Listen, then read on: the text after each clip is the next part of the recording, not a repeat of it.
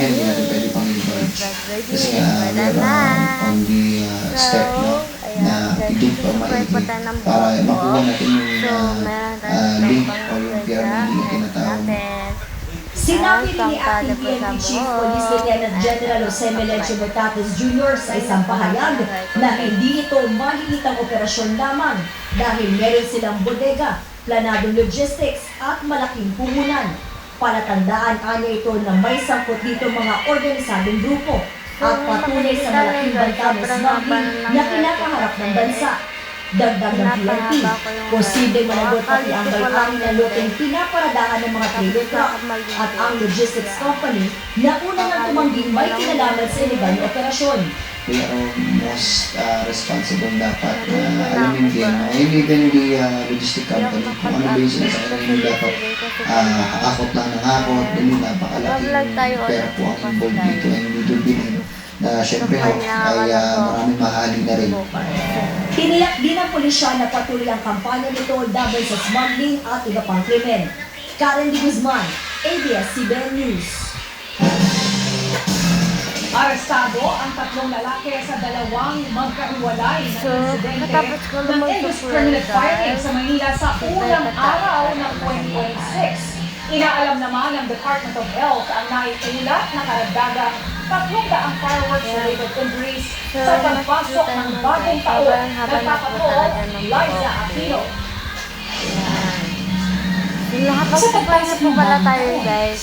Pasok ng Supply dalawang ko naman po. magkaibigan ito sa kulungan matapos umanong mahuling nagpapaputok ng baril sa Barangay 426 sa Sampaloc, Manila, madaling araw noong Enero 1.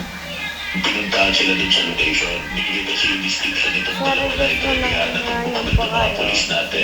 At doon nga nakakita tayo ng mga ebidensya na basyo dun sa lugar.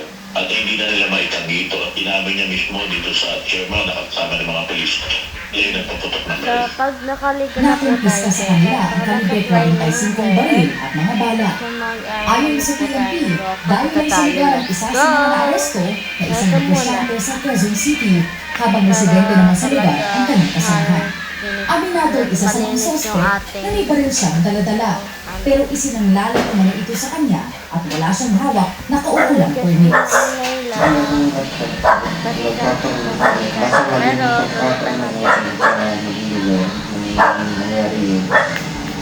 nanunong na po ito, report, nagtunglang district po sa kanya may suot po. At nagkataon din naman, inaamit na naman, wala mo yung isa na sa akin din yung sigurado kung sa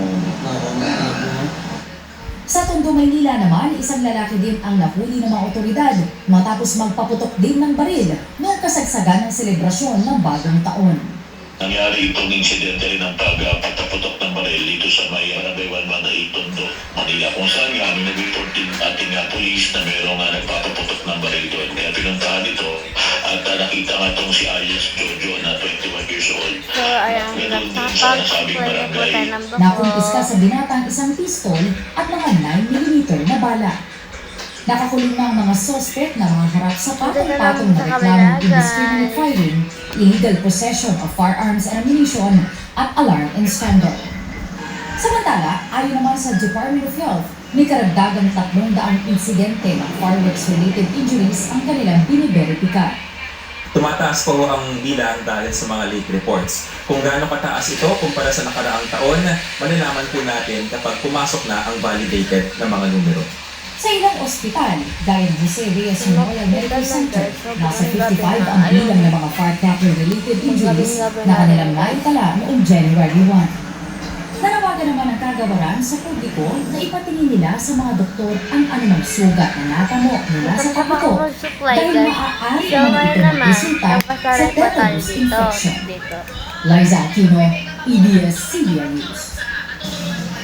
Ito naman yung hinta Samantala, ipinagtutos ni Acting PNP Chief Police Lieutenant General Jose Melecho Bertates Jr. na imbestigahan ang 4 na pulis sa walang patunggangan ng manong pagpapaputok ng baril itong holiday celebration. Sabi ng sila sa ating individual na nasangkot sa insidente ng indiscriminate firing mula December 16, 2025 hanggang January 1, 2026. Idiniit ni Nartates na mahigpit na ipinagbabawal at hindi palalampasin ng pulisya ang pagpapaputok ng baril sa bagong taon o anumang pagdiriwang. Nagbabala siya sa lahat ng pulis na posible silang matanggat sa serbisyo at maharap sa kasong kriminal kapag napatunayan ang mga aligasyon. Tiniyak ni Nartates na personal niyang babantayan ang takbo ng investigasyon para mapanagot ang mga pulis na lumabag sa ban ng pagpapaputok ng baril. So yun lang guys, bye po. Ganyan, Bye-bye, paayos guys. nila ng ilang kapamilya stars sa 2020.